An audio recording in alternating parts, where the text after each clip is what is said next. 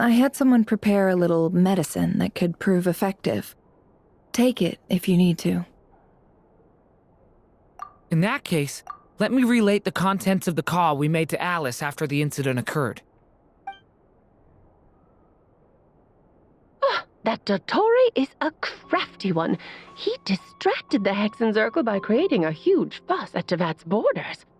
I'd assumed that the cause was an abyssal intrusion from the outside world, which in fairness is a rather common occurrence. But after learning that you managed to influence the phantoms in Nodcry, I realized that perhaps this interference could have come from within Tevat instead. But we weren't able to change their fates. True, you couldn't change how their stories ended, but you did build some variables around yourself. Variables? Yes, things you heard that you could not otherwise have learned, ideas that would otherwise have never crossed your mind. All these things are variables. Of course, most variables usually pale into insignificance with the myriad of possibilities floating around. But the moment you start treating them as building blocks and intentionally stacking them, that changes things. That's what Dottore did, and it's how he created the necessary conditions so that when you activated the portal tonight, it played right into his plan. However, we have no way of knowing exactly what he did. Yeah, we also need to ascertain Columbina's status. And that about sums it up.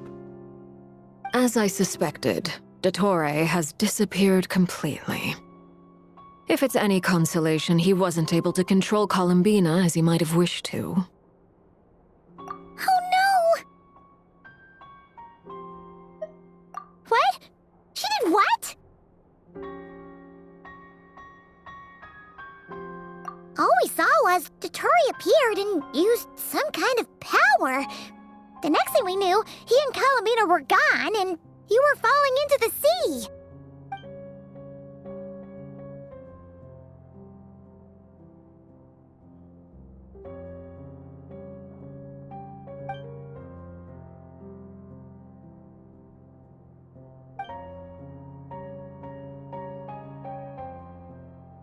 So, Columbina intentionally opened the moon gate and escaped into the same mysterious world as Rerir and Thalindis.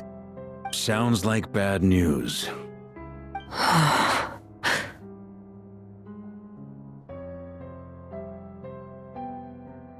Seen in that way, the trilunar syzygy and Rerir's emergence, Dottore might have been pulling the strings in both cases. According to Miss Alice, he is attempting to transcend his destiny and finish an experiment that only a god might complete. An utter lunatic. Wait a sec, where's Hat Guy? Seems like he'd want to be here for this. He took off with the Dodo communication device after we spoke to Alice. He said he had a hunch that he wanted to investigate by himself. The look on his face was terrifying. I've never seen him like that before.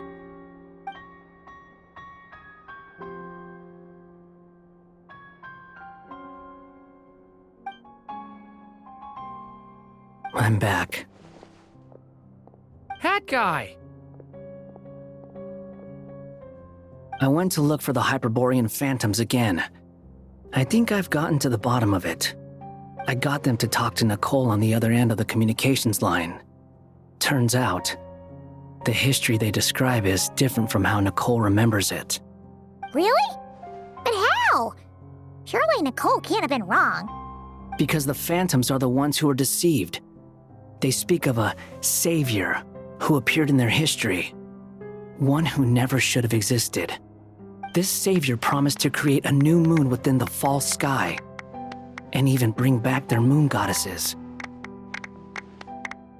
Foolishly, they believed in him, and told him everything he wanted to know about the moons. It's obvious that this was Dottore's doing. Now you mention it, the first time we entered the Hyperborean ruins, we heard the phantoms discussing their history, and I remember Nicole commenting that something sounded a little strange. But Dottore shouldn't have been able to get in there in the first place. He didn't. Nicole said that this was an anomalous state triggered by disruptions in the causal connections between phantoms from the same era. The variables that Dottore put in place were substantial enough that they even affected phantoms that he never met. So it's not that their memories were unclear. They'd been tampered with. That's exactly the possibility Dottore was trying to manufacture. He turned these variables into knowledge and engineered the situation so all that knowledge would fall into his hands. Then, he harnessed that knowledge on Moon Prayer Night to truly create a false moon. How is that even possible? To be precise, he exploited a weakness in the way the spell works. The spell senses Kuvaki to detect the moon's location. So, as long as the false moon more strongly resembled the moon than the frost moon beyond the skies, the gate would teleport Columbina to the false moon's location. In other words, to Dottore's side. Once he had her under control, the teleportation spell remained active, and he manipulated her power to seize both moon marrows. At that moment, the moon marrows disappeared right before our eyes. It was already too late, even as we were leaving the ruins. By then, Dottore had already amassed the power of all 3 moons. So, where does that leave us? What do we do now? I'd certainly like to know what Her Majesty thinks, now that the concerns I expressed to her have come to pass. But we cannot simply sit and wait for her to decide the matter. And in any case, it is not the Fatui Harbinger Damselette who sees us as her friends, but rather Columbina Hyposelenia. If, even in such extreme circumstances, Her Majesty will not lift the prohibition on Harbingers drawing steel against one another, then I will do as my heart demands. I will fight as Peruware instead.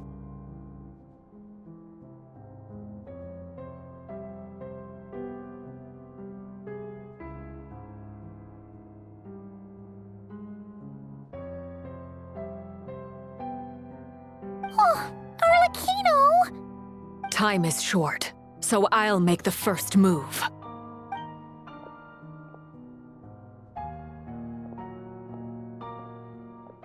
Whew. Even Arlecchino seems to be losing her cool now.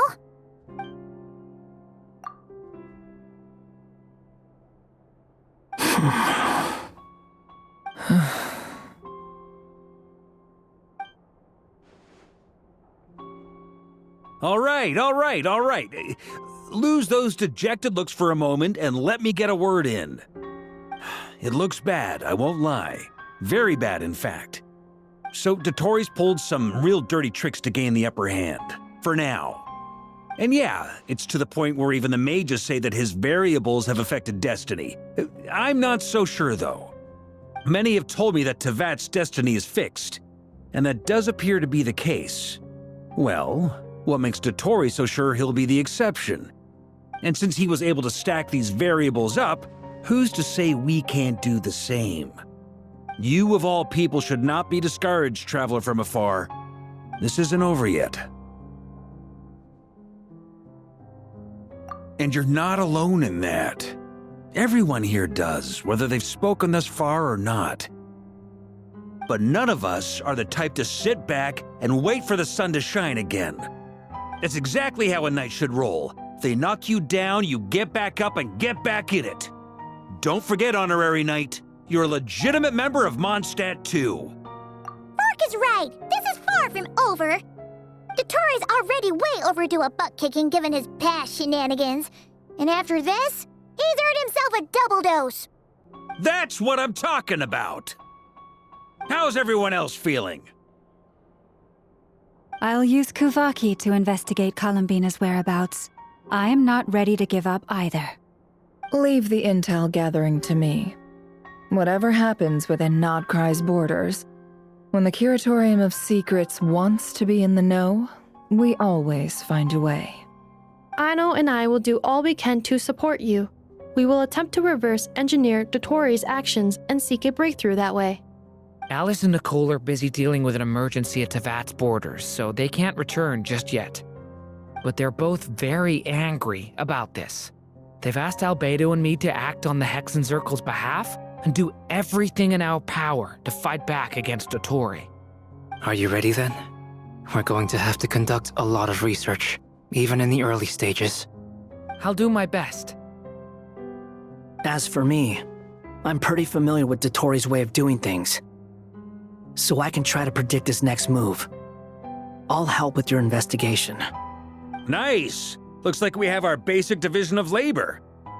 I'll get in touch with Flints and Itlua, get them to have a chat with their Starshiner. It couldn't hurt to bring the Lightkeepers on board as well. At the same time, I'll pass on instructions to the Knights present in Nodcry to assist the Lightkeepers and other organizations in ensuring the safety of those living here. Yeah! We'll show him!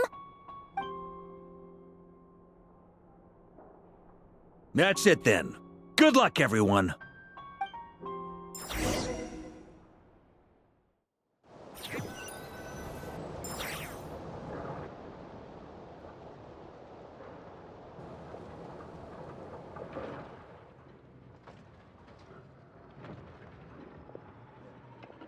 I never thought that Columbina would become my real name. It went from being a Fatui code name to something my friends call me. And remember, come night or day, the moonlight shall always connect us.